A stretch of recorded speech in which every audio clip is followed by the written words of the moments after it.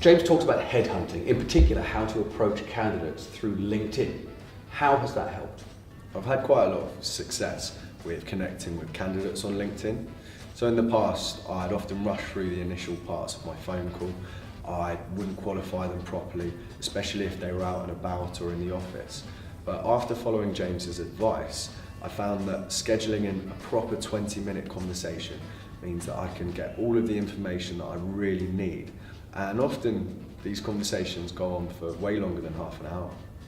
Half an hour seems like quite a long time to spend on a candidate call. It is, but it's really important that I get to understand my candidates and I get to understand why they're moving on in their job hunt. If I don't have 3 key reasons why they're looking elsewhere, then these candidates might be open to alternative offers from their current employer. And it's really, really imperative that I'm spending time with candidates who are just as enthused about their job hunt as I am about finding them the perfect new role. What opening lines have worked well for you? I find that asking people if they've heard of my company can really help. If they have, then that's brilliant. If they haven't, then I can talk to them about how my organisation can help them going forward in their careers. What have you taken on board about where to take the call after you've established that the candidate is happy to talk? Well, I'm not just going to try and start selling them into a job. I need to really understand the candidate themselves. I need to understand their background. I need to understand their personality. I need to know what they want to achieve in their careers. That way I can ensure that they're perfect for the role in question. Even if they're not perfect for that role, I will have been able to find out some real key information about them that can help them in their job hunt. In fact, I actually had one instance of this where I was considering a candidate for a role in St Albans, but it transpired that they were moving into central London shortly.